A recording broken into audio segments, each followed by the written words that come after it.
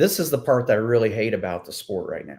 And this is what frustrates me about NASCAR right now is, yeah, I do have an opinion. I have a very strong opinion about how they're doing things. But if I say something, Yeah, then you're an owner. We got to remember that. Then it's going to cost me money. It's going to cost me points. Yep. It's going to hurt my drivers. It's going to hurt my organization. And so, as much as I have an opinion, I'm scared to voice it because NASCAR has shown now you can't have an opinion. You can have an opinion, but keep your mouth shut. To sit there and be upset because somebody said something, the Denny Hamlin case is a perfect example. He gets on his podcast a day or two later and says what he says. Well, what's the statute of limitations? Yeah. 2 years ago, a year from now? Years ago, I wrecked Denny Hamlin on purpose. Well, what are you going to do? Take the win away now? I mean, what do you do? What? And that's what I asked him in a meeting. I said, where does it stop? It's like you can't control, you can't babysit, you can't monitor everything. And I think they are making mistakes, but it's their playground, it's their rules, and we all play by them. So let's move on. That way I can keep you and me out of trouble because I constantly live in a state of trouble. It's just how little or big is it getting? My brother Rusty says, Herm, I watch all that stuff you do. He says, you push it just far enough. Like, well, let me know if I go over to the line. So, hey, like I said, I just want everybody to understand. I still love the sport of NASCAR. Yes. I still love what it's about.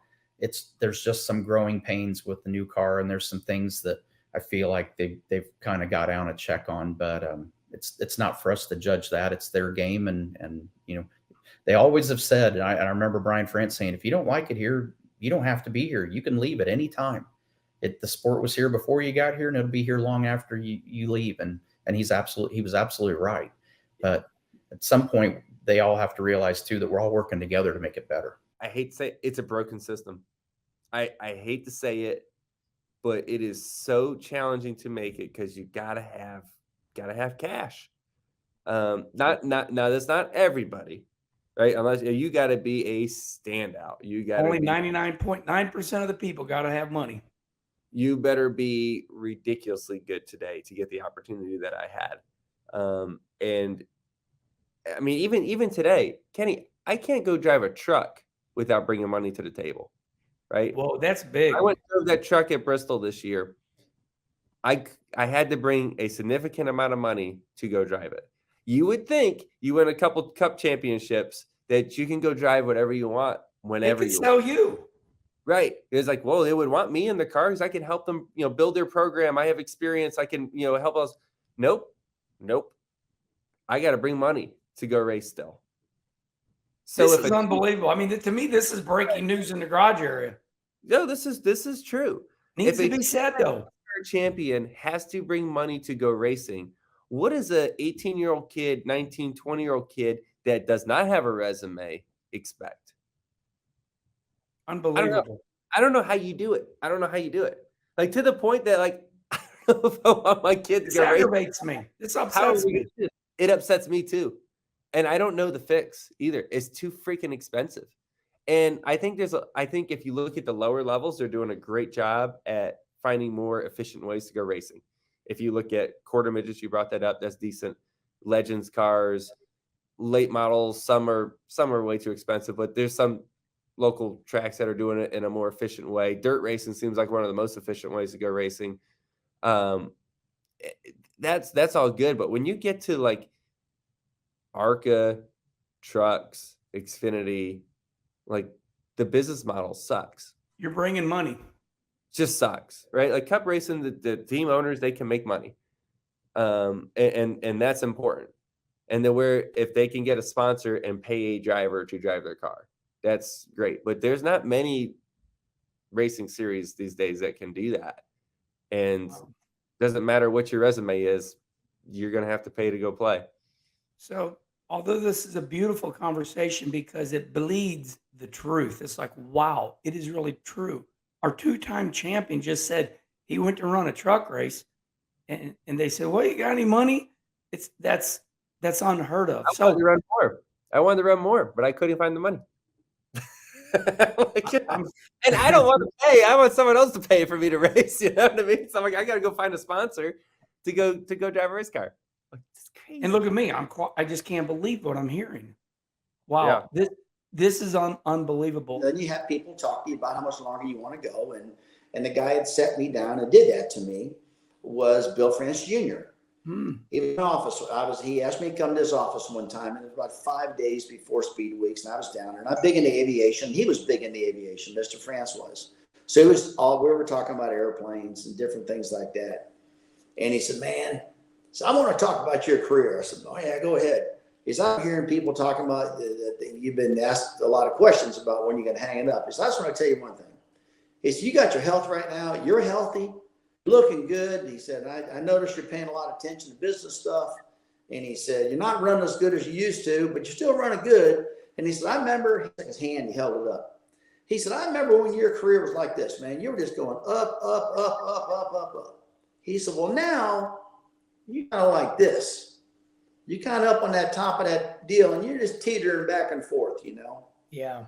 And he said, "So, I'm not telling you to quit, but I'm telling you this sport can use you in a lot more ways than you just driving that car every single week and going through that with all the rest of them drivers." I said, "Okay, I'll keep that in mind." That week, we go to Daytona. Earnhardt gets killed. I go to the care center, me and Patty, right after we heard about his accident.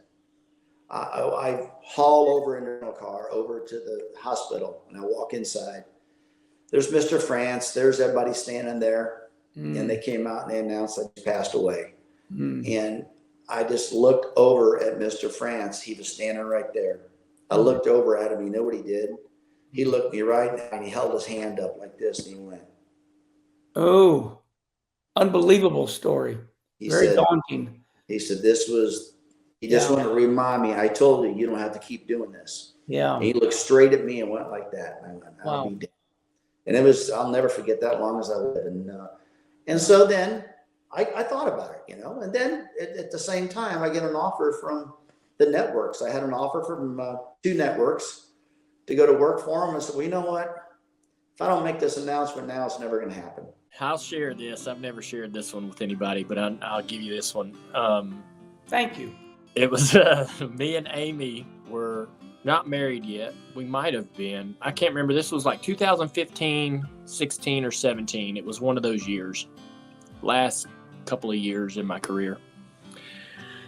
We're at Richmond, and I feel like I've qualified 23rd for 8 weeks in a row. I mean, it wasn't.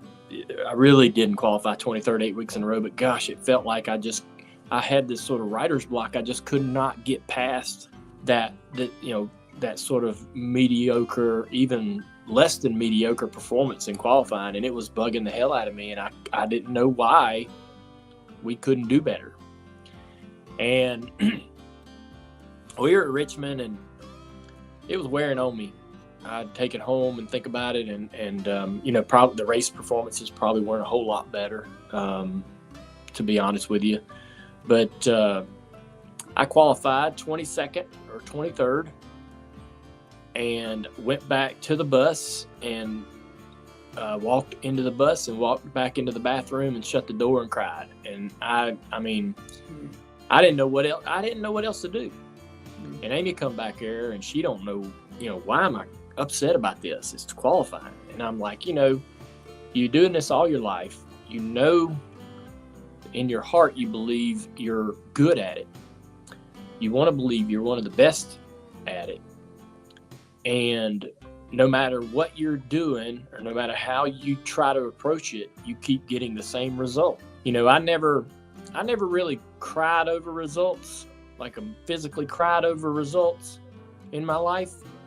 But that'll tell you right there, that one day at Richmond, that qualifying effort was all I could take. It'd been building and building week in and week out. I don't know why. I mean, I've had some race results that hurt your heart. Right. But never did I get out of the car and cry or go home and cry over it, But for whatever reason that day, I was just at my wit's end, and